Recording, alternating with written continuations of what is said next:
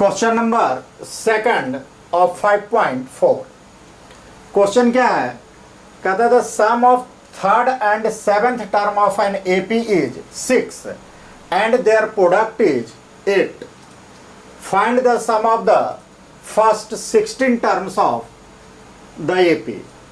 Question क्या है? Question कहता है कि कोई एक एपी है जिसमें से क्या है कि उस एपी का तीसरे टर्म और सातवें टर्म का जो सम है, जोगफल है, वह 6 के बराबर है एंड देयर प्रोडक्ट इज 8। और उसके जो गुणनफल है वह कितने के बराबर है? 8 के बराबर है। तो उस सीरीज में या उस एपी के फर्स्ट 16 टर्म का सम क्या होगा? तो आइए देखते हैं सॉल्यूशन। सिंपल क्वेश्चन है।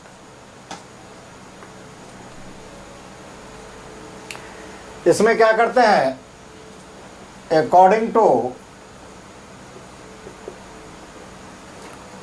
First part of question. देखिए, क्वेश्चन को हम दो हिस्सों में बांट सकते हैं। एक पार्ट में क्या कह रहा है? कह रहा है कि थर्ड और सेवंथ टर्म का जो सम है वह कितना है? 6 है। यानी यह जो क्वेश्चन है, यह क्वेश्चन का एक पार्ट है जिससे हमें एक स्टेटमेंट मिल रहा है कि जो थर्ड पार्ट टर्म है और सेवंथ टर्म है, ये दोनों का ऐड कितना है? 6 है। यानी हम लिख सकते हैं, तो थर्ड टर्म को क्या लिखते हैं? A3 और सेवंथ टर्म प्लस A7, दोनों का वैल्यू कितना है? 6 है, इक्वल टू 6। और an है, तो an को हम जब एक्सपेंड करेंगे तो an के फार्मूला पर बैठाएंगे तो क्या होगा? a plus n-1 into d. और इसके लिए भी यही आएगा, a plus n-1 into d equal to 6। अब देखिए, फर्स्ट टर्म, चूंकि सीरीज कोई दिया हुआ नहीं है इसलिए फर्स्ट टर्म क्या है हमें पता नहीं है, और इसमें नंबर ऑफ टर्म्स क्या है यह भी पता नहीं है। और जब सीरीज पता नहीं है तो कॉमन डिफरेंस भी पता हमें नहीं है। तो आइए देखिए क्या करते हैं। यह थर्ड टर्म के लिए यह है, तो जब थर्ड टर्म के लिए है तो a प्लस n के जगह क्या लिख सकते हैं? 3 लिख सकते हैं, 3 - 1। और d कॉमन डिफरेंस हमें पता नहीं है तो d रहने देते हैं, प्लस सेम यही कर यहां होगा। फर्स्ट टर्म नहीं पता है तो a, और यह किसके वैल्यू है? सेवेंथ टर्म के लिए। यानी यहां पे n का वैल्यू जो होगा 7 - 1 इंटू डी इक्वल टू 6। अब देखिए क्या हो गया? a plus 3d minus D. उसी तरह से इसे हम ब्रेक कर देंगे तो क्या बनेगा? a प्लस, या इसे ऐसे करिए,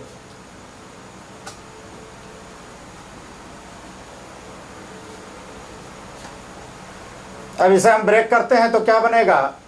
ये a प्लस 2d, और यह क्या बन जाएगा? a प्लस 7 में से 1 जाएगा, 6d इक्वल टू 6। अब यहाँ क्या बनेगा? a और a मिलकर क्या हो गया? 2a प्लस 6 और 2 क्या हो गया? 8d equal to 6। अब यहाँ से 2 आदि कॉमन ले लें तो क्या बनेगा? a plus 4d equal to 6। इस 2 से इस 6 को कैंसिल कर दें, यानी a plus 4d equal to 3।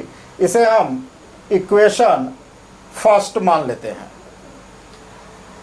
अब आइए, इस क्वेश्चन का सेकंड पार्ट क्या था? सेकंड पार्ट में क्या है कि थर्ड टर्म और सेवेंथ टर्म का प्रोडक्ट का वैल्यू कितना है? प्रोडक्ट क्या है? यह सेकंड पार्ट है क्वेश्चन का, कि दोनों टर्मों के जो प्रोडक्ट हैं उसके वैल्यू क्या है? 8 है। तो आइए यहां चलते हैं। According to second part of the question, question के सेकंड पार्ट में क्या है? तो सेकंड पार्ट में क्या है कि उनका प्रोडक्ट है, यानी A3 multiply A7 equal to 8। इसका वैल्यू क्या है 8 है। अब तो A3 का यही फार्मूला हम बेस्ट करेंगे, तो A plus n-1 into d multiply A plus n-1 into d equal to 8। अब यह पार्ट जो है किसके लिए है, A3 के लिए है, और यह पार्ट किसके लिए है, A7 के लिए है। तो आइए देखिए क्या बनेगा, A प्लस n का वैल्यू कितना बनेगा हमारा, n का वैल्यू बनेगा 3 minus 1 into d multiply A plus n। अब इस n के लिए वैल्यू क्या बनेगा 7 minus 1 into d equal to 8। और क्या बनेगा, अब देखिए A प्लस, अब देखिए 2D मल्टीप्लाई, यहां क्या बचेगा A plus 6D equal to 8।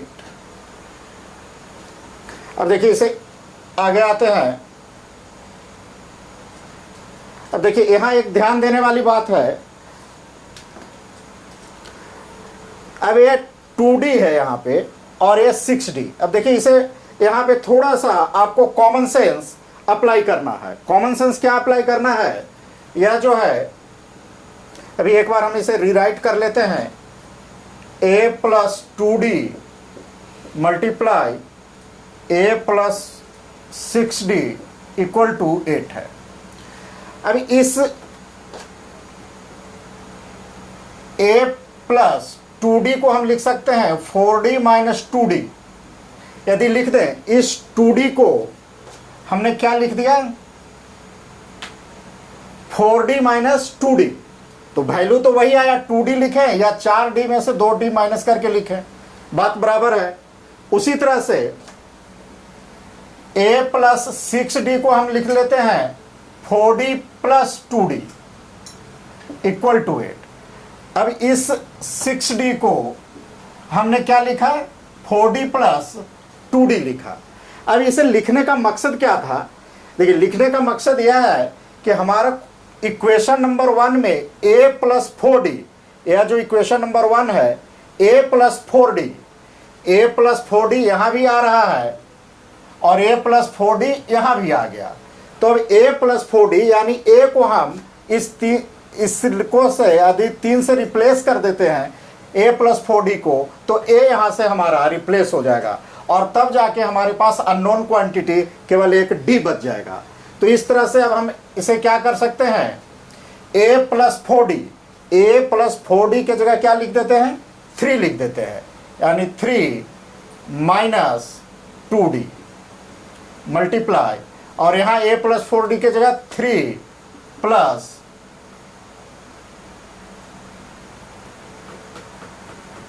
2D equal to 8।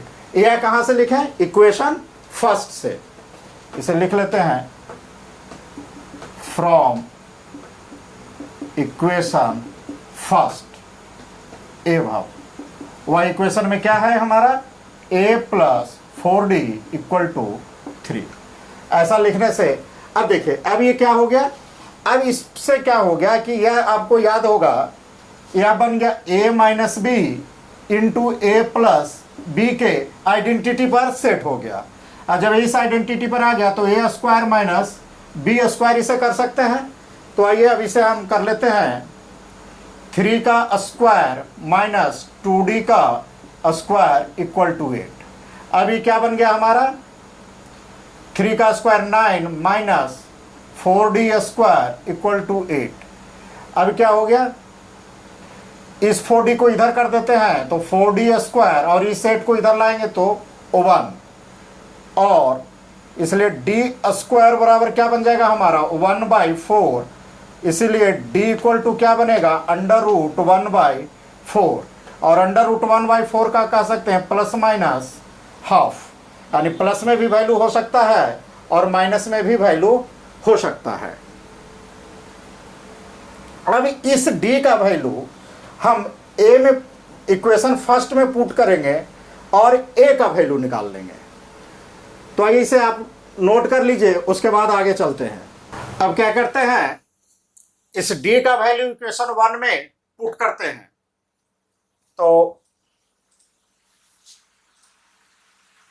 On putting the value of D equal two plus minus half in equation first, equation first में हम इसे वैल्यू को पुट कर देते हैं। तो इक्वेशन फर्स्ट हमारा क्या था, इक्वेशन फर्स्ट था a plus 4d equal to 3। अब देखिए, चूंकि d का हमारे पास दो वैल्यू आया है, एक प्लस में आया है और एक माइनस में आया है, तो एक बार हम प्लस का वैल्यू लेके चलेंगे और एक बार क्या लेके चलेंगे, माइनस का वैल्यू लेके चलेंगे। यानी यहां से हमारा दो कंडीशन क्रिएट होगा। तो पहला कंडीशन चलते हैं, if d equal two plus half ले लेते हैं। तो d equal two plus half होगा तो क्या होगा, a plus 4d equal to 3 और a प्लस 4d के स्थान पर क्या है, हाफ इक्वल टू 3 यानी 2। इसलिए a इक्वल टू क्या हो गया, a 2 इधर माइनस हो जाएगा, 3 माइनस 2 इक्वल टू 1। यानी a का वैल्यू हमारे लिए क्या आ गया, 1 आ गया। जब अब देखिए, d का वैल्यू हमें हाफ मिला हुआ है, d का एक वैल्यू हाफ मिल गया और a का वैल्यू 1 आ गया। तो अब हम फर्स्ट 16 टर्म का सम ज्ञात कर सकते हैं। इसलिए फर्स्ट हेंस 16 टर्म के जो सम होगा फॉर्मूला एसएन वाला, वो फॉर्मूला याद करिए। तो S N equal to n by 2 into 2a plus n minus 1 into d. अब हमें कितना टर्मों का निकालना था, फाइनल जो 16 टर्म का, फर्स्ट 16 टर्म का हमें क्या ज्ञात करना था, सम ज्ञात करना था। तो इसलिए देखिए, अब a का भी पता चला गया हमें और d का भी पता चला, और 16 टर्म है इसलिए नंबर ऑफ टर्म भी हमें ज्ञात है। तो आइए, एस 16 इक्वल टू, यह क्या हो जाएगा, 16 बाई 2 फर्स्ट a कितना 1 प्लस n कितना आएगा 16 माइनस 1, d हमें कितना आया है, हाफ लेके चले हैं, हाफ। अब आइए कितना हो गया, 2 8 16, ये 8 हो गया हमारा। ये कितना हुआ, 2 एकम 2 प्लस इस 16 में से एक चला गया, कितना बच गया 15 मल्टीप्लाई हाफ।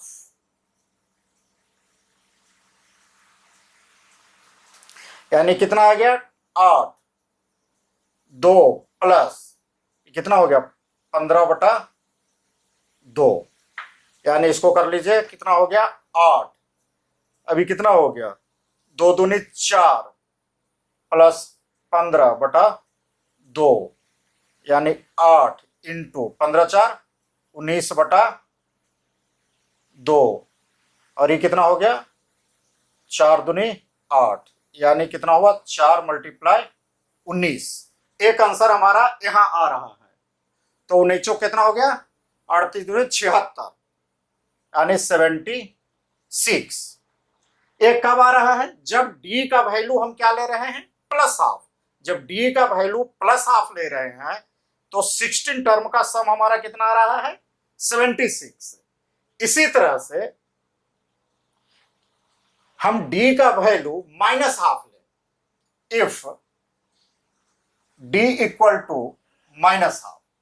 जब d equal to minus half होगा तब क्या होगा हमारा, देखिए। तो पहले a के लिए निकालते हैं, a plus 4d equal to 3। अब a का वैल्यू हमें पता नहीं है, तो a plus 4 into minus half, d का वैल्यू क्या लिया है minus half into 3, a cut जाएगा 2, इसलिए क्या होगा a इक्वल टू 2 इधर जाके तो -1 इंटू 2 -2 और a क्या हो जाएगा प्लस हो जाएगा यानी 5। a का वैल्यू क्या आया हमारा 5 आया। अब जाके हम एसन निकालेंगे, हेंस एस 16 इक्वल टू क्या होगा, अब डायरेक्ट हम इस फॉर्मूला को यहां लिखते हैं 16/2। 2 फॉर्मूला का ए का वैल्यू कितना आया यहां पर 5 आया है। अब ए का वैल्यू हमारे लिए कितना आ गया 5 प्लस 16 -1 और डी का वैल्यू अभी हम क्या लिए हैं -½ लेके चल रहे हैं, यानी -½ अब जब -½ लेके चल रहे हैं तो क्या होगा, अब 2 8 16, ये 8 हो गया, 5 दूनी 10 और ये क्या हो गया हमारा 16 में से 1 गया 15 इंटू -½ अब ये क्या हो गया 8, ये हो गया 10 माइनस और प्लस क्या हो गया -15/2। ये कितना हो गया 8 इंटू एलसीएम कितना हो जाएगा 2, 10 दूनी 20, ये क्या हो गया हमारा 10 दूनी 20 और ये क्या हो गया 15, यानी 8 इंटू कितना बच गया 20 में से 15 चला गया 5/2, 2 चौका 8 यानी 5 चौका 20। यानी देख रहे हैं कि यदि डी का वैल्यू हम -½ लेके चल रहे हैं तो हमारा जो सम आता है वह कितना आता है 20 आता है, और यदि डी का वैल्यू +½ लेके चलते हैं तो सम कितना आता है 76 आता है। इसलिए hence S16 equal to 2 answer हो सकता है, 76 हो सकता है या 20 हो सकता है। यह हमारा फाइनल आंसर आता है।